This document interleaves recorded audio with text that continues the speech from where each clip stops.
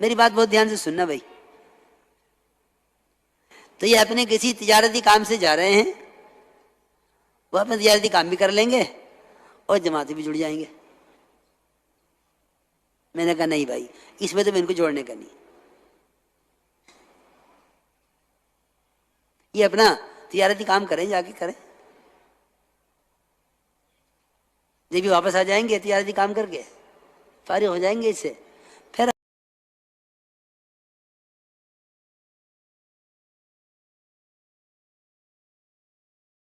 ہم دیکھیں کوئی جماعت ہوگی اس میں جوڑ دیں گے ان کو. لیکن تجارت اور دعوت دونوں ساتھ چلیں کہ جماعت بھی نکل جاؤں تجارت بھی کر لوں، میں کہ یہ تو نہیں ہونے کا. تو کہنے لگے کہ اس میں کیا حرج ہے. میں نے کہا دیکھو بات یہ ہے کہ ہم سیرت پر کبھی غور نہیں کرتے کہ ہمارے کام کا طریقہ مزاج، ہمارے کام کا طریقہ کیا ہے، مزاج کیا ہے. تو میں نے تو ان کو واقعہ سنایا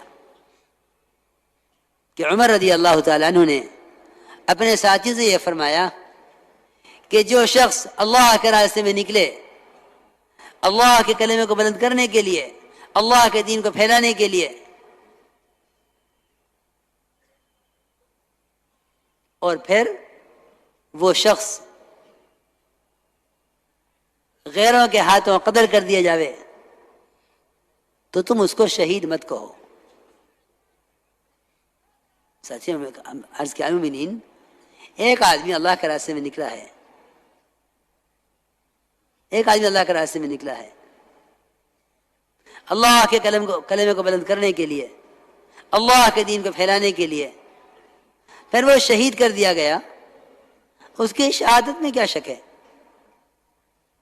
حضرت عمر نے فرمایا دیکھو بات یہ ہے کہ یہ نکلا تو تھا بے شک اللہ کے کلمے کو بلند کرنے کے لیے اور دین کو پھیلانے کے لیے، لیکن نکلنے کے زمانے میں، اللہ کے راستے میں نکلنے کے زمانے میں، یہ بات یاد رکھنا، اللہ کے راستے میں نکلنے کے زمانے میں اس نے گزرتے ہوئے ایک چھوٹی سی تجارت کر لی. کچھ بیچا، کچھ خریدا، جس سے اس کو کچھ نفع ہو گیا، اور وہ نفع بھی آگے اللہ کے راستے میں خرچ کرے گا. فرمایا کہ یہ آدمی اللہ کے یہاں شہید نہیں کہلائے گا. تم یہ کہو کہ اللہ کے راستے میں قتل ہو گیا ہے، اللہ اس کو اپنے فضل سے جنت میں داخل فرما لیں. اس کے لیے دعا کرو کہ اللہ اس کو اپنے فضل سے جنت میں داخل فرما لیں. واقعی شہید تو یہ نہیں ہے، کیونکہ تمہیں معلوم نہیں کہ اس نے نکلنے کے زمانے میں ایک چھوٹی سی تجارت کی ہے اور وہ تجارتی مال اس کی سواری پر رکھا ہوا ہے. یہ اللہ کے یہاں شہید نہیں کہلائے گا. اس لیے میرے دوستو عزیزوں، میں سوچ رہا تھا، میں نے کہا علماء نے تو یہ لکھا ہے کہ حج میں کوئی آدمی اگر تجارت بھی کر لے تو کوئی حرج نہیں ہے. لیس علیکم جناح ان تبتغوا فضلا من ربکم، کہ تجارت بھی کر سکتے ہو حج کے ساتھ. حالانکہ فریضہ ہے اور زندگی میں صرف ایک مرتبہ فرض ہے، اس میں تجارت کی جا سکتی ہے. یہ کام اتنا نازک کام ہے کہ اپنی ہجرت، اللہ کے راستے کے خروج کو اللہ کے لیے اتنا خالص کر لو کہ اس میں ذاتی کوئی کام اگر شریک شامل کر لیا تو ہجرت متاثر ہو گئی. فرمایا حضرت عمر نے کہ یہ آدمی شہید نہیں کہلاوے گا اللہ کے یہاں، اس کو شہادت درجہ نہیں ملے گا. کیوں کہ یہ مہاجر نہیں ہے.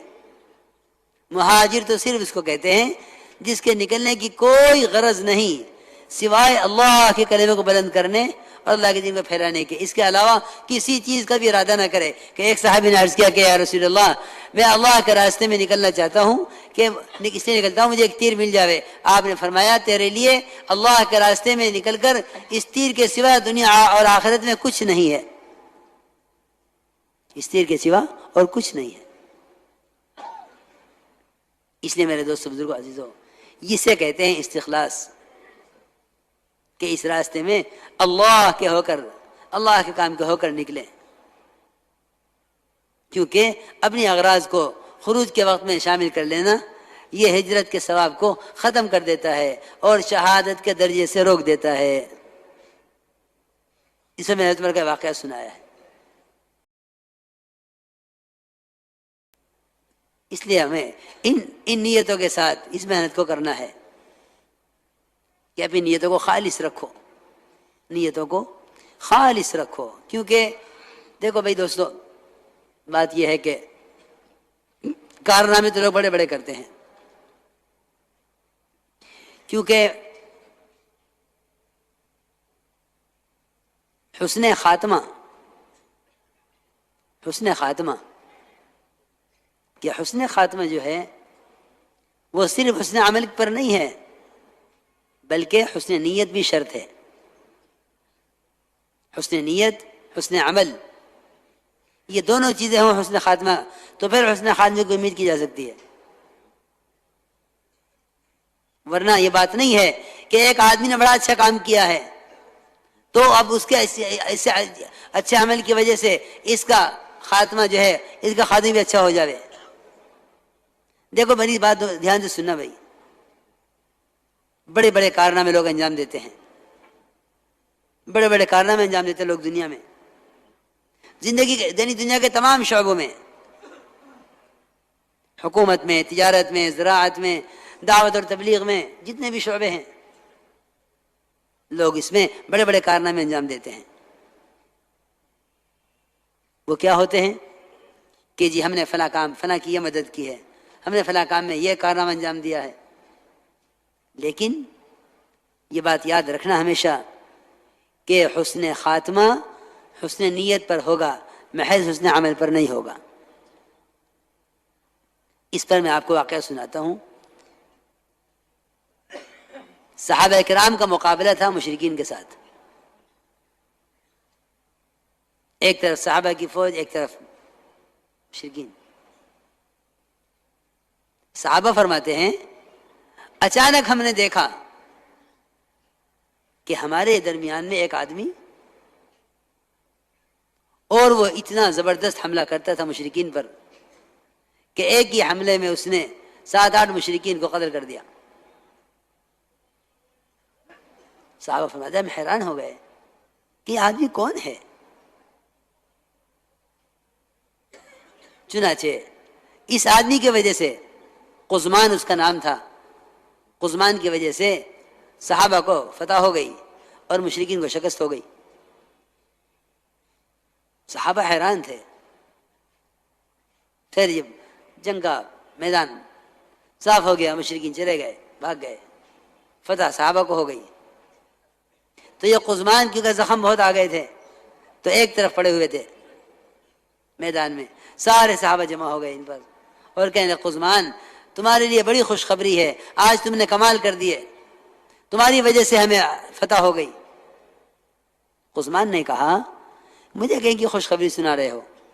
تم میری قوم کے لوگ ہو، تم میری قوم کے لوگ ہو، میں نے اپنی قوم کا ساتھ دیا ہے، خوشخبری تو اس کو سناؤ جس نے اللہ کے لیے کیا ہو. حالانکہ صحابہ کی مدد کی ہے، صحابہ کی مدد اسلام کی مدد. لیکن قزمان نے صاف کہہ دیا کہ میں نے تو، تم میری قوم کے لوگ ہو اس لیے میں نے تمہاری مدد کی ہے.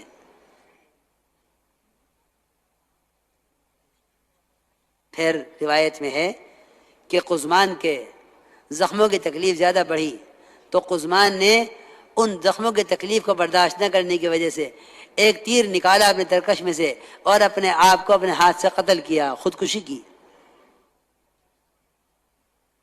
یہ میں عرض کرنا چاہتا تھا. کام بڑے بڑے ہو رہے ہیں لیکن اپنی نیتوں کو ہر وقت حاضر رکھو. فرماتے تھے تصحیح نیت کا مطلب ہے احضار نیت، کہ نیت کو حاضر رکھو ہر وقت. ہم کیوں کر رہے ہیں، ہم کیوں کر رہے ہیں، یہ کام ہم کیوں کر رہے ہیں. اس لیے میرے دوستو عزیزو، ان تمام چیزوں کی حقیقت کو اندر اتارنے کے لیے، اس کے لیے نقل و حرکت ہے. اللہ کے راستے میں نکلنے کا اصل میں اس محنت کے کرنے کے لیے وہ جذبہ، وہ طریقہ چاہیے جو محمد صلی اللہ علیہ وسلم اور آپ کے صحابہ کا طریقہ تھا. داعی وہ ہوتا ہے جو اس طریقے اور اس جذبے کا اپنے آپ کو پابند کر کے چلاوے. اس لیے اللہ کے راستے میں نکلنے کے فضائل خوب بیان کرو، خوب بیان کرو. یہ بات یاد رکھنا ہمیشہ کہ جتنے خروج کے فضائل ہیں وہ خروج کے فضائل ہیں، اصل میں جتنے بھی خروج کے فضائل تھے امت نے انہیں قتال کے فضائل سمجھ کر چھوڑ دیا ہے. یہ بہت بڑی بیوقوفی کی ہے.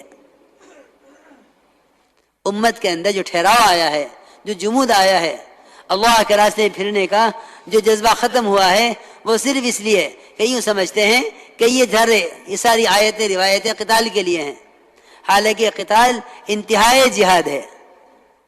اللہ کے راستے میں نکلنا تو بذات خود مطلوب ہے. اللہ کے راستے میں نکلنا تو بذات خود مطلوب ہے. یہ تو ایک عارض ہے جو کبھی پیش آیا کبھی پیش نہ آیا. اللہ کے راستے کا خروج تو بذات خود مطلوب ہے. ہمارے جمود کا سبب یہ ہے کہ ہمیں نکلنے کے فضائل ہر وقت یاد نہیں رہتے. دیکھو تو صحیح، اللہ اکبر، حرمین کی نماز، ایک نماز 1,00,000 کے برابر. لیکن اس سب کے باوجود اللہ کے راستے میں نکل کر عمل کرنے کی فضیلت حرمین کے عمل سے زیادہ ہے. حضور اکرم صلی اللہ علیہ وسلم نے اپنے صحابہ کو یہ بات اس لیے سکھلائی تھی، پڑھائی تھی، تاکہ میرے صحابہ میں، میری امت کے اندر جمود نہ پیدا ہو جاوے، ٹھہراؤ نہ پیدا ہو جاوے. جب مدینہ منورہ جس کے فضائل مسلم ہیں وہاں رہ کر عمل کرنا اللہ کے راستے میں نکل کر کرنے سے افضل نہیں ہے، تو میری آپ کی بستیوں کی کیا حیثیت رہ گئی کہ ہم یہ سمجھیں کہ یہاں رہ کر عمل کر لینا کافی ہے. اللہ کے راستے میں نکل کر عمل کرنا جب حرمین میں رہ کر کرنے سے افضل ہے، تو پھر میرے دوستوں خود ہی فیصلہ کرو، کیونکہ یہ بات کوئی خیالی بات نہیں ہے. عبداللہ بن رواحہ رضی اللہ تعالی عنہ جمعہ کی نماز پڑھنے کے لیے ٹھہر گئے. اور میں عبداللہ تم گئے نہیں؟ عرض کیا کہ یا رسول اللہ جمعہ پڑھ کے چلا جاؤں گا. آپ نے فرمایا کہ صبح نکلنے والی جماعت تم سے 500 سال آگے چلی گئی. اگر خیال یہ ہے کہ بھئی خیر کے کام تو اور بھی ہیں، یہی تو نہیں ہے، تو میرے دوستو عزیزو، آپ نے یہ خیال بھی صاف کر دیا کہ اگر ساری دنیا کا مال تم خیر کی راہ میں خرچ کر دو تو صبح نکلنے والی جماعت کی فضیلت کو حاصل نہیں کر سکتے. یہ بھی آپ نے خیال صاف کر دیا کہ اگر ساری دنیا کا مال خیر کی راہ میں خرچ کر دو تو صبح جانے والی جماعت کی فضیلت حاصل نہیں کر سکتے. یہ بات صحابہ میں اس طرح چلی کہ حضرت عمر رضی اللہ کے زمانے میں بھی یہ مسئلہ پیش آیا، اور پیش آیا تو معاذ کے ساتھ.